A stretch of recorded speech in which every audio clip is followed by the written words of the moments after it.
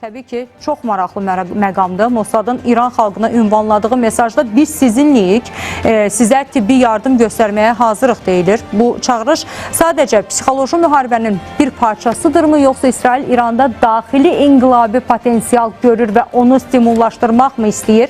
Nə baş verir? Həm bu məqamı, həm də Trumpla Xamneyi arasında nüvə obyektləri ilə bağlı gələn açıqlamaları geniş təhlil edəcəyik. Siyasi şərhçi Əhməd Şahidov hazırda bizimlə bağlantıdadır. Əhməd bəy, hər vaxtınız xeyir olsun. Hər vaxtınız xeyir olsun Jara xanım. Əhməd bəy, Birləşmiş Ştatlardasınız. Elə gəlin ilk olaraq bu məsələyə toxunaq Trumpla bağlı. Trumpın açıqlamaları. Trump deyir ki, biz nüvə obyektlərini vurmuşuq. Xamneyi deyir ki, heç nəyi vurmamısınız, çünki heç o obyektlərin yerini də bilmirsiniz. Bu xəbərlər Birləşmiş Ştatlarda necə şərh olunur? Həqiqətən nüvə obyektləri vurulubmu? Vurulmayıbsa tərəflər, yəni liderlər niyə belə bir tezisi daxili auditoriyaya təqdim etməyə çalışırlar? Nə baş verir?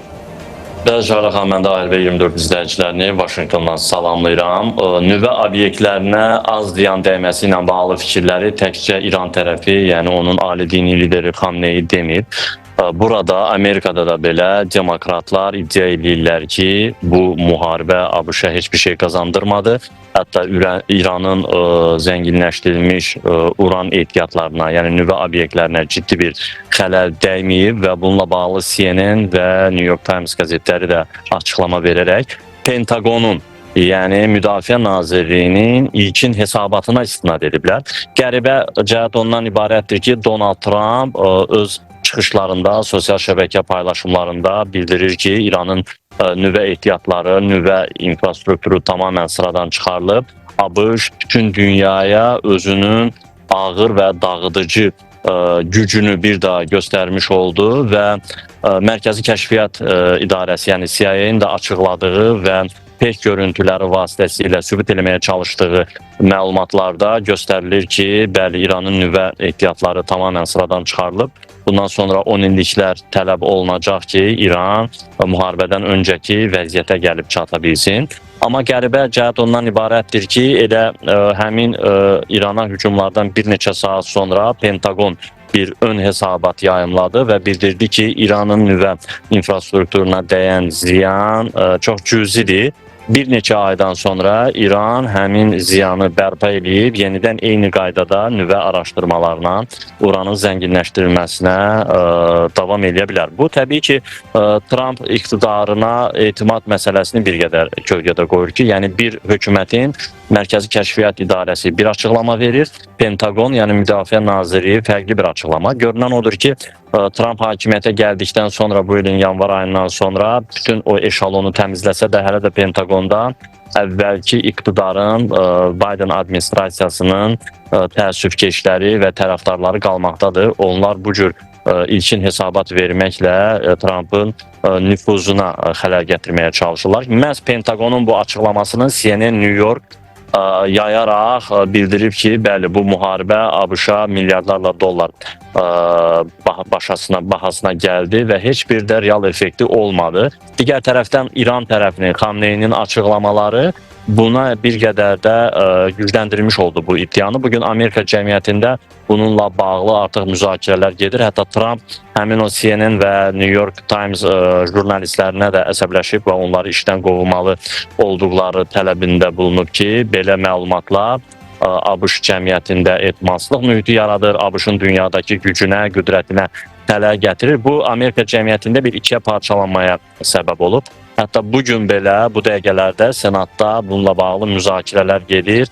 Trump'ın ümumiyyətlə bu müharibədə Senatın icazəsi olmadan müharibəyə başlamaqla bağlı qərarı xüsusən də demokratlar tərəfindən tənqid olunur. Amma bu müzakirələrin, Senatdakı bu dinləmələrin hər hansı bir müsbət nəticəsi olacağını düşünmürəm. Çünki ötən ilin noyabr ayında Donald Trump sadəcə prezident olaraq qələbə qazanmadı. Eyni zamanda Senatda 53 yeri respublikaçılar qazanmaqla böyük çoxluğu götürmüş oldu ki, bu Senatda gedən istənilən müzakirələrdə yenə respublikaçılar qələbə qazanacaq. Onların sayı 53-dür, demokratların sayı 45, 2 nəfərdə bir tərəf namizəd var.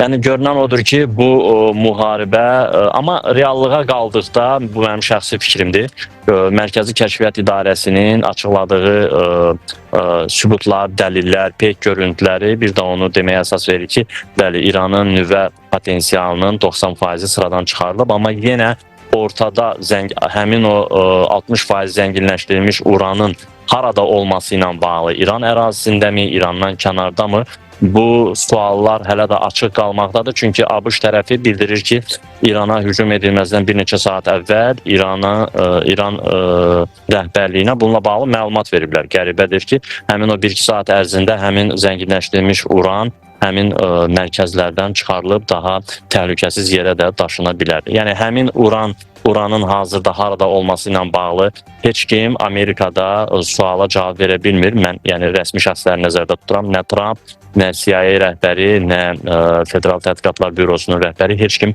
bu suala dəqiq cavab verə bilmir deyə bu sual Amerikanların fikrində hələ də açıq qalmaqdadır. Digər tərəfdən İsrail, onun baş naziri Netanyahu bu hücumda iştirak elədiyinə görə Amerikaya dərin təşəkkürlərini bildirirlər və bildirirlər ki, artıq 10 illiklər ərzində İran heç bir halda nüvə bombasına sahib ola bilməyəcək, onun bütün potensialı məhv edilib. Amma eyni zamanda bugün o atəşkəslə bağlı da məsələ gündəmdədir. Trump açıqlamalarında həm də bildirir ki, İran mərhələli şəkildə atəşkəs əldə olunub. İlk 12 saat İran ateş açmayıb, növbəti 12 saat İsrail cavab verməyib. Nəticədə 24 saat ərzində İran və İsrail arasında atəşkəs elan olunub və danışıqlarla bağlı İran tərəfinə də təkliflər göndərilib ki, növbəti mərhələdə artıq tərəflər arasında danışıqlar bərpa oluna bilər. Amma nə İran tərəfində, nə də xüsusən də Amerikada bu danışıqların uzun müddətli, yəni bu atəşkəsin uzun müddətli olacağını düşünmürlər. Sadəcə İrandan bu sərt reaksiyanı gözləmirdilər, sərt cavabı gözləmirdilər. İranın eyni zamanda yüzlərlə raketlə Tel-Əvivə, Hayfaya və digər şəhərlərə zərbələr endirə biləcəyini, Dəmir Qübbənin bu zərbələr qarşısında aciz qalacağını və ya Hörmüz boğazını bağlamaqla bağlı məclisdə qərar qəbul ediləcəyi və ya Qətərdəki hərbi bazaya hücum edilə biləcəyi bu gözlənilmirdi. Ona görə bir fasilə elan etmək və növbəti mərhələdə İranın potensialını daha dəqiq qiymətləndirməklə ona növbəti mərhələdə hücum etməklə bağlı belə bir qeyri-rəsmi plan təbii ki var. Bir maraqlı açıqlamada elə siz İsrailin planlarından danışdığınız üçün bu məsələyə toxunmaq istəyirəm. Mossaddan gəldi. Mossad belə bir çağırış elədi ki, biz sizinləyik İran xalqına dedilər və hətta tibbi xidmətləri də təklif elədilər və müəyyən bir saat da dedilər. Bu nə açıqlamadır? Bunu necə oxumalıyıq? Yəni Mossad demək istəyir ki, siz nə qədər qələbə mesajı verməyə çalışsaz da biz İranın daxilində istədiyimizi edə bilərikmi? Yəni oradayıqmı? Necə oxuyaq bu mesajı? Nə deməkdir bu? Təbii ki, bu hibrid müharibədir. Bu psixoloji olaraq İran xalqına, milyonlarla insana təsir etməklə bağlı. Bu zaman olur. Hətta İran tərəfi də bundan istifadə edir. Qətərə raketlərlə hücum edəndə dost və qardaş Qətər xalqı narahat olmasın, hədəfdə onlar deyil kimi açıqlamalar var idi İran tərəfindən. Görünən odur ki, tərəflər bir-birinə qarşı güya rejimlər, hakimiyyətlər, iqtidarlar savaşır, xalqlar bir-birinə düşmən deyil. Mossad təbii ki, İran daxilində güclü rıçaqlara malikdir. Amma bunun bu açıqlaması bir qədər populist açıqlama kimi baxıram mən. Yəni zaman İran daxilində Mossad casusları tutulur, həbs edilir. Amma bütün İran əhalisinin güya, xüsusən də o adını çəkdiyiniz o tibb müəssisələrinin Mossada çalışması ilə bağlı bu populizmlə başqa bir şey deyil. Həm də hibrid müharibədir, psixoloji müharibədir. Eyni zamanda bir mesaj verilir ki, güya İsrail tərəfi İranda mülki infrastruktura, xəstəxanalara, xüsusən də ağır diabetli, xərçəng və digər kateqoriyadan olan xəstələrin müalicə aldığı xəstəxanalara hücum eləmir. Bunu həm də bir mesaj olaraq göstərir ki, bunun qarşılığında İran Tel-Əvivdə xəstəxanaları vurur, amma biz strateji hədəfləri vururuq, hərbi obyektləri vururuq. Bu sırf hibrid müharibədir. Təbii ki, ölkələr arasında casus müharibəsi davam edir. Xüsusən də Mossadın İran daxilində güclü şəbəkəsi var və onlar qəribə də olsa yəni Əfqan kökənli insanlardan istifadə edirlər. Bunu İran tərəfi də açıq şəkildə bildirir ki, tutulan Mossad casuslarının əksəriyyəti bir zamanlar ABŞ-ın Əfqanistanda Talibana qarşı istifadə elədiyi, daha sonra İran ərazisinə göndərdiyi şəxslərdir.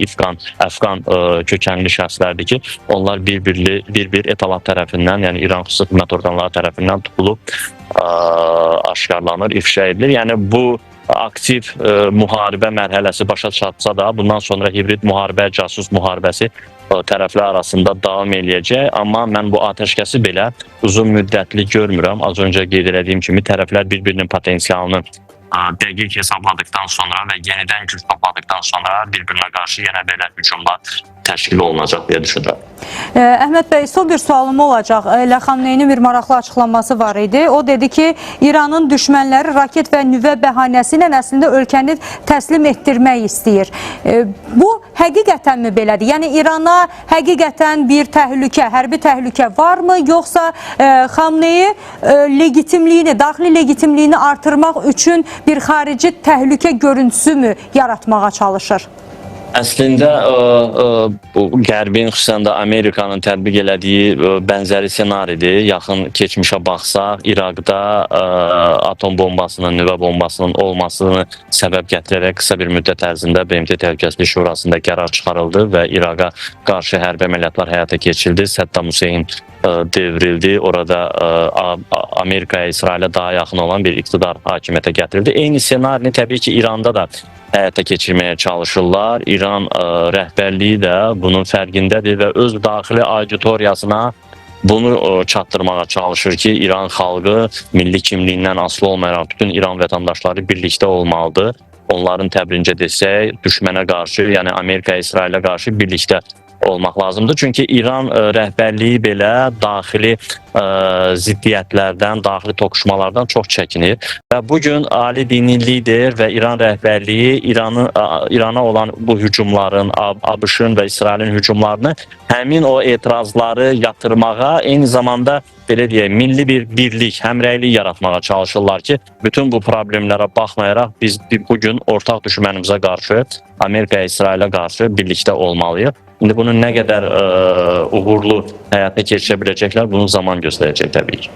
Əslində bundan sonraki nəticə nə olacaq deyə bilmərik, amma bugünə qədərki prosesdə, xüsusilə də bu 12 gün ərzində biz həmin o narazı kütlənin də hakimiyyətin ətrafında birləşdiyini gördük. Bunu da vurğulamadan keçməyək. Çünki sanki xarici qüvvə güc gələndə xarici qüvvəyə qarşı birləşdi İran xalqı, birgə mübarizə aparmağa çalışdı.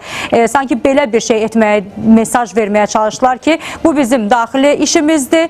Yəni etirazımız varsa da daha sonra həll edərik, amma bugün bütün qüvvələrimizi biz İsrailə və Birləşmiş Ştatlara yönəldək. Çox təşəkkür edirik Əhməd bəy, ətraflı şərhiniz üçün maraqlı məqamlara aydınlıq gətirdiniz. Yeri gəlmişkən Vaşinqtondan Əhməd bəy bizə bağlantıya qoşuldu və orada nələr yazılır, xəbərlər necə şərh olunur, xüsusilə də bununla bağlı maraqlı informasiyaları bizə çatdırdı. Bir daha təşəkkürümüzü bildiririk və davam edirik.